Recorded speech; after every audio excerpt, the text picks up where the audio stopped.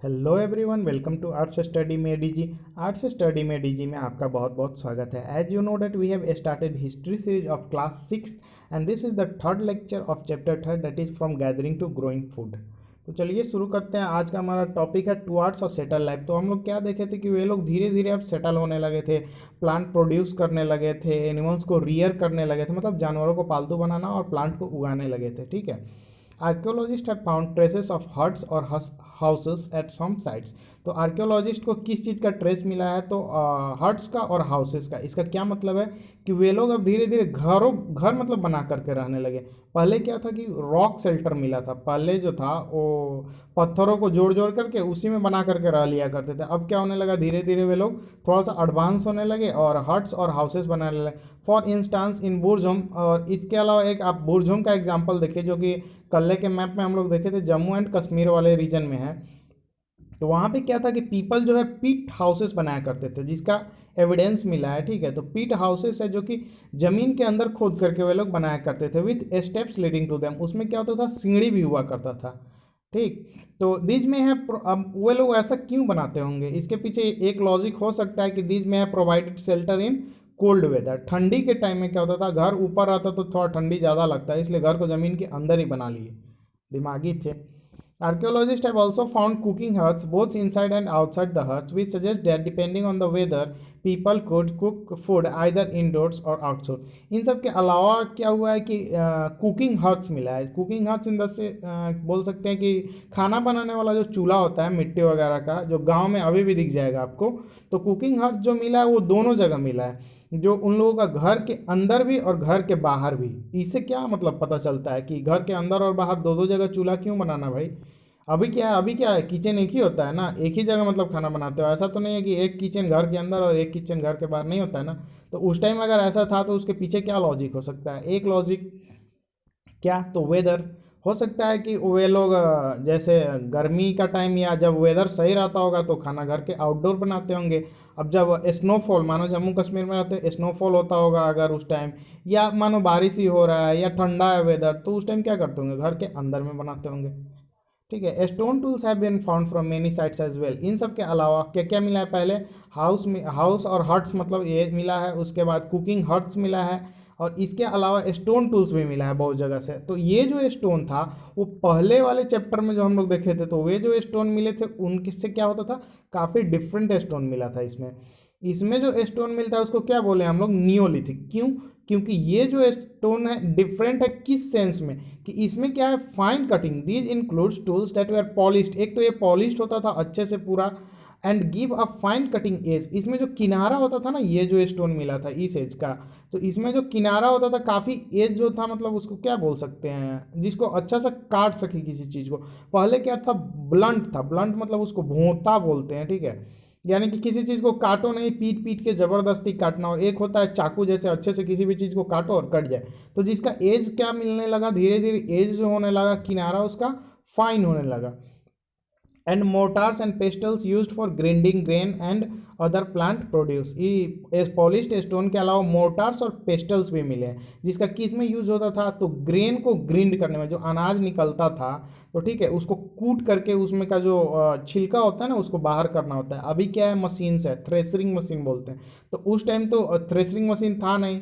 ठीक है। तो उसके लिए क्या करते थे, उसको कूटते थे, और भी प्लांट प्रोड्यूस में। ठीक है। Mortars and pestles are used for grinding grain even today, several thousand years later. आज के दिन भी, मतलब उस समय तो छोड़ो, उसके हजारों साल बाद भी ये जो मोर्टार्स और पेस्टल होता है ना, ठीक है, ओखली आप देखे होंगे गांव में। गांव में अभी तो गांव में भी ख़त्म हो गया, लेकिन हम लोग जब बच्चे थे तो देखे हैं कि ओखली में जैसे प्लांट का प्रोड्यूस को रख करके ऊपर से ग्रिंड करते थे, तो उसमें का जो छिलका होता था वो निकल जाता था। फिर उसका वे लोग क्या करते थे, यूटिलाइज कर लेते थे। At the same time tools of palaeolithic types continue to be made and use. अच्छा, तो अब नियोलिथिक जो स्टोन मिला था, इसका ये मतलब नहीं था कि अब पैलियोलिथिक स्टोन वे लोग यूज करना छोड़ दिए थे। नियोलिथिक मतलब कुछ स्टोन क्या हुआ था, उन लोगों का एडवांस हो गया था, लेकिन अभी भी वे लोग पैलियोलिथिक स्टोन भी यूज करते थे। And remember some tools were also made of bone. हाँ, ऐसा नहीं था कि सिर्फ स्टोन का ही टूल्स बनाते थे वे लोग। ये मत भूलिएगा कि बोन का भी टूल्स बन सकता था और बनाते थे वे लोग। Okay. Many kinds of earthen pots have been found. इस इन सब के अलावा जो है अलग अलग तरह के अर्दन पॉट्स, पॉट्स यानी कि जो घड़ा होता है, ठीक है, सुराही बोल सकते हो, घड़ा, वे सब भी मिले हैं, ठीक है, जो मिट्टी के बने होते थे। These were sometime decorated and were used for storing tea. किसी किसी केस में क्या है, ये जो पॉट जो मिला हुआ है वो काफ़ी डेकोरेटेड है, उसको सजाया हुआ भी है, ठीक है। इसका यूज किस सेंस में होता होगा, तो स्टोर करने के लिए, जो वे लोग प्रोड्यूस करते थे तो उसको किस चीज़ में स्टोर करेंगे, तो इन्हीं पॉट्स में। ड्रम तो था नहीं कि ड्रम बना के स्टोर करे, तो दूसरा कोई उन लोगों के पास रिसोर्स भी नहीं था उस टाइम, तो एकमात्र ऑप्शन था मिट्टी का बनाना। People began using pots for cooking foods specially grains like rice, wheat and lentils that now became an important part of the diet। तो वे लोग क्या करते थे, पॉट्स में खाना भी बनाते थे। Began using pots for cooking food, तो इसमें कौन कौन सा खाना बनाते थे, स्पेशली ग्रेन्स लाइक राइस, चावल बना लेते होंगे, व्हीट का कुछ बनाते होंगे, या लेंटिल्स, जो कि उन लोगों का क्या होने लगा, लेंटिल्स यानी कि मसूर के दाल को बोलते हैं, तो धीरे धीरे वह क्या होने लगा, वे उन लोगों का इंपॉर्टेंट पार्ट होने लगा उन लोगों के डाइट का। पहले क्या थे, हंटर्स गैदरर थे, यानी कि प्लांट का प्रोड्यूस जो कि रॉ फॉर्म में वे लोग यूज करते थे, ठीक है, और एनिमल का जो मीट यूज करते थे। धीरे धीरे क्या होने लगा, फायर का भी डिस्कवरी हुआ, ठीक है। उसके बाद से अब वे लोग क्या करने लगे, मीट को भी पकाने लगे, भोजन जो था उसको भी वे लोग क्या करने लगे, धीरे धीरे पकाने लगे। Besides they began weaving cloth, अब तो और होशियार हो गए भाई। उसके बाद क्या करने लगे वे लोग, कपड़े को बुनना शुरू कर दिए, तो using different kinds of materials, for example cotton that could now B grown. अब धीरे धीरे क्या होने लगा कि वे लोग कॉटन को ग्रो करने लगे। अब हम लोग काफ़ी आगे बढ़ चुके हैं, ठीक है, तो वे लोग क्या करने लगे, अब कॉटन को ग्रो करने लगे और उसको बुन करके कपड़े भी तैयार करने लगे। Did things change everywhere and all at once. तो ये जो चेंज हो रहा था, तो ये सब जगह हो रहा था या किसी एक जगह पे, तो not quite. In many areas men and women still continue to hunt and gather food. तो ये जो था ना, ट्रांजिशन फेज में था, ठीक है। कुछ कुछ जगह जो था थोड़ा आगे निकल रहा था, कुछ जगह पीछे वो धीरे धीरे बढ़ रहा था, कुछ थोड़ा फास्टली। अभी भी देखो, अमेरिका के कंपैरिजन में बिहार को कंपेयर करोगे, क्या दिखेगा, तो क्या है कि वे लोग काफ़ी आगे, कोई जगह काफ़ी आगे है, कोई पीछे है, तो रीजन है, काफ़ी रीजन होता है उसके पीछे। तो उस टाइम भी क्या होता था, कुछ लोग अभी भी हंटिंग और गैदरिंग करते थे, और and elsewhere people adopted farming and herding slowly. कुछ जगह तो हो चुका था और कुछ जगह क्या हो रहा था, धीरे धीरे वे लोग अडॉप्ट कर रहे थे ओवर सेवरल थाउजेंड ईयर्स, मतलब हजारों साल लग गए इस प्रोसेस के दौरान, ठीक है। Besides in some cases people try to combine the activities doing different things during different season. उसके बाद क्या होने लगा, लोग कंबाइन करने लगे। अब पहले क्या था, कुछ लोग सिर्फ फार्मिंग करते थे, कुछ लोग हर्डिंग करते थे, ठीक है, कुछ लोग सिर्फ कॉटन वगैरह के काम में। अब क्या होने लगा, जैसे आप है, एक आजकल का एक इंसान काफ़ी डिफरेंट डिफरेंट काम करता है, तो उस टाइम क्या होने लगा, धीरे धीरे वे लोग अपने कामों में मिक्सिंग करने लगे, मतलब एक आदमी दो तीन कामों को मतलब करने लगा, और सीजन के हिसाब से, ठीक है, डिफरेंट सीजन में डिफरेंट ग्रेन्स उगाना, डिफरेंट एनिमल्स को पालना, ऐसा ऐसा, मतलब धीरे धीरे वे लोग क्या करने लगा, अपने में काफ़ी चेंज लाने लगा, ठीक है। उसके बाद what about other customs and practices, इन सब के अलावा उनके रीति रिवाज जो थे उनमें क्या बदलाव आया, ठीक है। तो archaeologist does not tells us directly about this. तो आर्कियोलॉजी से तो इसके बारे में कुछ पता नहीं चल रहा है। आर्कियोलॉजी इन द सेंस कि जो एविडेंस मिले हैं उससे कुछ पता नहीं चल रहा है क्लियरली कि क्या है क्या नहीं है। तो scholars have studied the lifes of present day farmers who practise simple agriculture. तो स्कॉलर क्या करने लगे कि प्रेजेंट डे फार्मर का लाइफ स्टडी के, जो कि सिंपल एग्रीकल्चर को क्या करते हैं, फॉलो करते हैं।